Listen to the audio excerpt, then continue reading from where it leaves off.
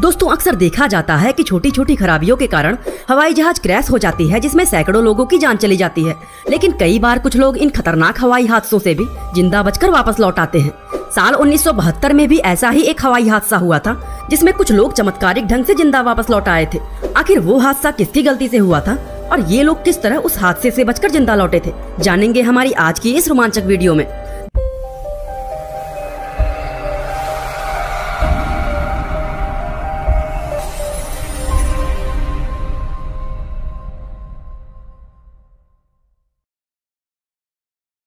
दोस्तों ये बात 12 अक्टूबर 1972 की है। रग्बी खेलने वाले कुछ खिलाड़ियों को एक मैच खेलने के लिए चिली पहुंचना था, लेकिन चिली पहुंचने के लिए कमर्शियल फ्लाइट बहुत महंगी थी और इन लोगों का बजट इतना नहीं था। इसलिए मजबूरी में इन लोगों ने एक पुराने एयरफोर्स प्लेन को किराए पर ले लिया। इस प्लेन का नाम फेयरचाइल्ड FS-227D था, जो अपने भारी वजन और कमजोर इंजन के लिए काफी बदनाम था। लेकिन चिली पहुंचने का एकमात्र सस्ता साधन यही था और इन खिलाड़ियों को हर हाल में चिली की राजधानी सेंटियागो पहुंचना था।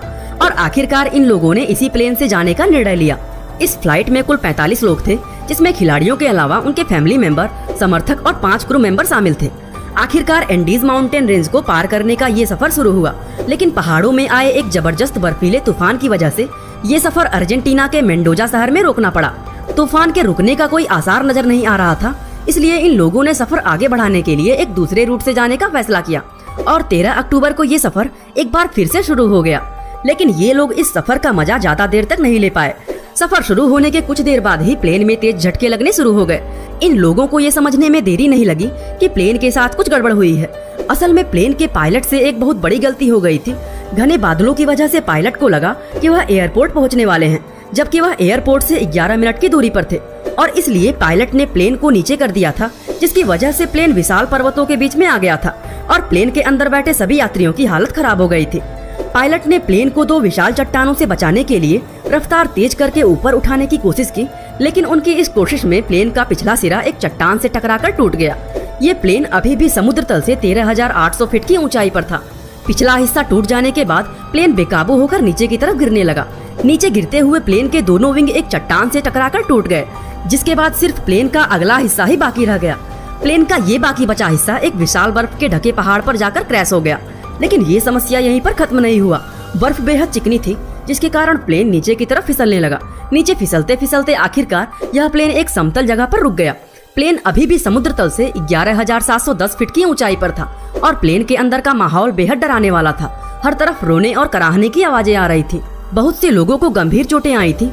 वह लोग पृथ्वी की एक ऐसी वीरान जगह पर थे जिसका अपना कोई नाम तक नहीं था। इस जगह का टेम्परेचर -22 डिग्री सेल्सियस था, जिसमें लोगों को सांस लेना भी मुश्किल हो रहा था। जिन लोगों को कम चोटें आई थी, उन्होंने दूसरे लोगों की मदद करना शुरू कर दिया। बहुत से लोगों को जानलेवा चोटें भी आई थी, जिसमें नांदो नाम का एक खिलाड़ी कोमा में चला गया था। इस समय तक कुल 12 लोगों की मौत हो चुकी थी। ठंड से बचने के लिए खिलाड़ियों ने जहाज के पिछले हिस्से को अपने सामान और सूटकेस से ब्लॉक कर दिया था। इन लोगों को लगा था कि एक बचाव टीम जल्दी ही इनको बचाने आएगी, लेकिन ये इन लोगों की गलतफहमी थी। प्लेन के अंदर पहली रात बड़ी मुश्किल से गुजरी और सुबह होने तक 5 और लोगों की मौत हो गई। नांदो अभी भी कोमा में था, जबकि उसकी माँ की मौत हो चुकी थी और उसकी बहन की हालत भी गंभीर थी। प्लेन का रंग बिल्कुल सफेद था, जिसके कारण उसको इस बर्फीली जगह में ढूंढना नामुमकिन था। प्लेन में अभी भी बहुत से लोग ऐसे थे जिनकी मौत किसी भी समय हो सकती थी। दोस्तों हम आपको बता दें कि प्लेन का पायलट मर चुका था और को पायलट की हालत बहुत गंभीर थी। को पायलट ने खिलाड़ियों से आग्रह किया कि वह उसको गोली मार दे ताकि उसको दर्द से छुटकारा मिल जाए, लेकिन खिलाड़ियों ने ऐसा करने से इनकार कर दिया था। खिलाड़ियों को एहसास हुआ कि उन लोगों को जिंदा रखने के लिए खाने का इंतजाम करना चाहिए और फिर उन्होंने प्लेन में खाना इकट्ठा करना शुरू कर दिया। उन्होंने पाया कि शराब और सिगरेट के अलावा जहाज में चॉकलेट, कैंडी, जैम और बादाम के कुछ डब्बे मौजूद थे। दिन बीतते गए और लोग मरते रहे। क्रैश होने के 10वें दिन नांदो को कोमा से होश आया। उसने उठकर देखा कि उसकी बहन अपनी आखिरी सांसें ले रही थी। नांदो की बहन ने उसके हाथों में अपनी आखिरी सांसें ली। अब इन लोगों को एहसास हो गया था कि उन्हें बचाने कोई नहीं आने वाला है। एक वीरान बर्फीले पहाड़ पर वह लोग भूख से तड़प रहे थे। भूख के कारण जब नांदो का मनोबल टूटने लगा, उसने कहा कि वह मरे हुए पायलट को खाना चाहता है। यही बात कई और लोगों के दिमाग में भी घूम रही थी। प्लेन में खाने का एक तिनका भी नहीं बचा था। खिलाड़ियों का दिमाग भूख के कारण बगावत करने लगा था। उन्हें ये पता था कि अगर उनको जिंदा रहना है तो उन्हें अपने मरे हुए साथियों का मांस खाना पड़ेगा। इस समय प्लेन के अंदर 27 लोग जिंदा थे और इतने लोगों के खाने का कोई अन्य इंतजाम होना नामुमकिन था। आखिरकार उन्होंने अपने मरे हुए साथियों का मांस खाने का निर्णय लिया, जिसकी शुरुआत उन्होंने पायलट से की। कुछ दिन इसी तरह बीते और 17वें दिन की रात को उन्हें एक तेज आवाज सुनाई दी। बाहर निकलकर देखा तो एक विशाल अवलांच उनकी तरफ बढ़ रहा था और कुछ ही सेकंड में वह तूफान प्लेन तक पहुंच गया। इस भयंकर तूफान में 8 और लोगों की मौत हो गई। प्लेन पूरी तरह बर्फ से ढक गया था और इस बर्फ को पिघलने में 3 दिन का समय लगा। दिन बीतते गए और ये लोग अपने मरे हुए साथियों का मांस खाते रहे। ये लोग गर्माहट के लिए सिगरेट पीते और हर रोज मदद की तलाश में बाहर निकलते, लेकिन कुछ दूर जाने पर ही ये बुरी तरह थक कर वापस आ जाते। एक और चीज जो इन्हें परेशान कर रही थी वो थी स्नो ब्लाइंडनेस। सूर्य की रोशनी में बर्फ इतनी तेज चमकती थी कि इन लोगों में अंधेपन का समस्या होने लगा था। इन समस्याओं से बचने के लिए इन लोगों ने बर्फ में चलने वाले काम चलाऊ जूते और धूप के चश्मे बना लिए ताकि ये बर्फ में और ज्यादा दूर तक जा सके। खोज के दौरान इन लोगों को जहाज का एक दूसरा टुकड़ा मिला। इस टुकड़े में इन लोगों को प्लेन के रेडियो बैटरी, कुछ चॉकलेट टॉफियां और कुछ कॉमिक्स मिली। ये लोग उस रात वहीं रुक गए। अगले दिन ये इस उम्मीद से लौटे कि वापस जाकर बैटरी की मदद से रेडियो को फिर से चालू करेंगे, लेकिन किसी को भी रेडियो के बारे में इतना नॉलेज नहीं था कि वह उसको रिपेयर कर सके। इस समय तक सिर्फ 16 लोग ही जिंदा बचे थे। उन्हें लगने लगा कि कुछ ही दिनों में वह भी मौत का शिकार हो जाएंगे। नांदो ने सुझाव दिया कि कुछ लोगों को मदद ढूंढने के लिए चिली जाना चाहिए। हालांकि बर्फ के पहाड़ों को पार करके 59 किलोमीटर दूर चिली पहुंचना नामुमकिन लग रहा था, लेकिन इसके अलावा कोई और रास्ता भी नहीं था।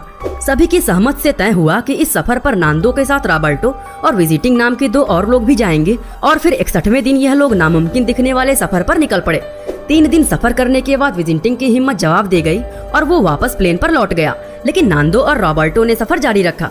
8 दिन लगातार सफर करने के बाद आखिरकार उन्हें एक नदी दिखाई दी। नदी के दूसरे तरफ उन्हें एक इंसान दिखाई दिया और उस व्यक्ति से मदद मांगने के लिए नांदो ने पत्र लिखकर एक पत्थर की मदद से उसकी तरफ फेंका। वह व्यक्ति पत्र पढ़कर मदद का वादा करके वहाँ से चला गया। नांदो और रॉबर्टो ने वहीं नदी के किनारे डेरा डाल लिया। 2 दिन बाद नांदो और रॉबर्टो की मदद के लिए वहाँ पर आर्मी पहुँच गई और आर्मी ने तय किया कि बाकी लोगों को ढूंढने के लिए नांदो हेलीकॉप्टर के साथ जाएगा। थोड़ा आराम करने के बाद नांदो आर्मी के हेलीकॉप्टर के साथ अपने साथियों को बचाने के लिए निकल पड़ा। क्रैश होने के 72वें दिन सभी 16 लोगों को बचा लिया गया। सभी लोग इनके लौटने का जश्न मना रहे थे, लेकिन एक सवाल का जवाब किसी के पास नहीं था कि ये लोग आखिर 72 दिन तक बिना खाना पानी के कैसे जिंदा रह पाए। कुछ दिन बाद एक अखबार में घटना स्थल का एक फोटो छपा जिसमें इंसानी शरीर के कंकाल मिले थे। इन लोगों के 72 दिन तक जिंदा रहने का राज खुल गया। बहुत से लोगों ने इनका विरोध करते हुए इन्हें नरभक्षी और आदमखोर जैसे नामों से पुकारा, लेकिन नांदो ने एक इंटरव्यू में कहा कि उस पहाड़ पर जिंदा रहने का यही एकमात्र जरिया था। अपनी जान बचाने के लिए उन्हें जो ठीक लगा उन्होंने वो किया। दोस्तों, आपको क्या लगता है, इन लोगों ने अपने साथियों का मांस खाकर ठीक किया या गलत? हमें कमेंट करके जरूर बताइएगा। बाकी दोस्तों, आज के लिए बस इतना ही। उम्मीद है आपको हमारी आज की यह वीडियो काफी पसंद आई होगी। और दोस्तों, ऐसी ही इंटरेस्टिंग वीडियोस को लगातार देखने के लिए हमारे चैनल को लाइक, शेयर और सब्सक्राइब करना बिल्कुल ना भूलें।